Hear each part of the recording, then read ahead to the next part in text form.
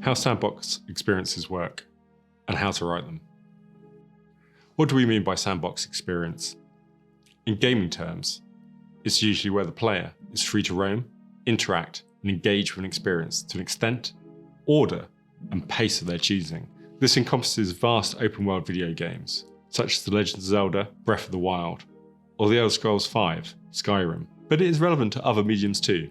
In interactive theatre, for example, the audience might freely explore a building, get to witness scenes they find, and even interact with actors as they choose, such as secret cinema or punch-drunk productions. These approaches are described as sandboxes, as within the boundaries of the sandpits constructed, emergent story and play can be found and created. The player or audience often has the freedom to chart their own course, build their own stories and meanings by linking different elements together or interacting with them in different ways. When writing for sandboxes, it is therefore important to understand how meaning, especially in storytelling, can change dramatically due to the juxtaposition and ordering of different elements. In film, juxtaposition is often used to convey meaning through imagery, rapidly cutting from a blazing sun, to a child wiping sweat from their brow, to an ice cream van, to a cone being filled, and then back to the child licking their lips, visually tells us a story of what the child wants. And the same happens when juxtaposing other elements or even entire scenes.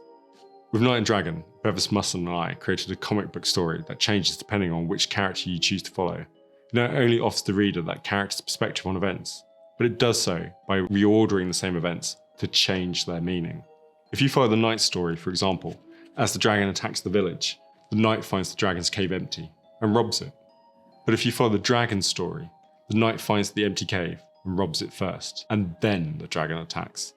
The former paints the dragon as an unprovoked aggressor, while the latter sees them retaliating because of the thieving Knight. Both paths use exactly the same artwork, but the meaning changes dramatically by changing the order of the pages. Sandboxes are similar, but there is less or no control over the ordering or editing process. When a player or audience interacts with a sandbox, they will choose the order they encounter the various elements, might skip some entirely, or even revisit some several times.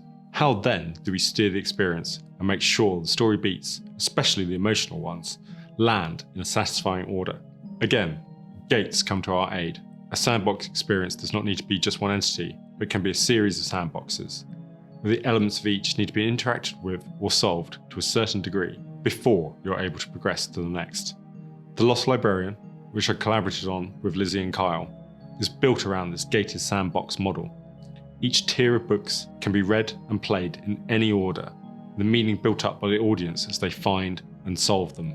But to access the next tier or sandbox of books, you must unlock them by solving all of the puzzles of the previous tier and entering the codes revealed on the covers of the next. This means we know two things. Firstly, that the audience must interact with all books from a particular tier or sandbox to progress to the next. And secondly, we can therefore control when and what narrative they have access to based on those tiers.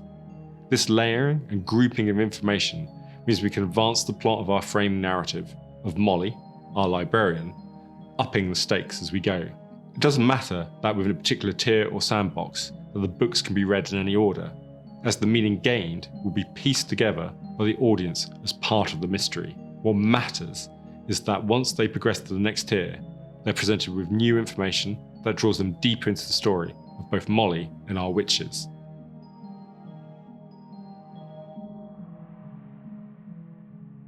For this exercise, we're going to experiment with making a sandbox narrative. It doesn't need to be huge or complex.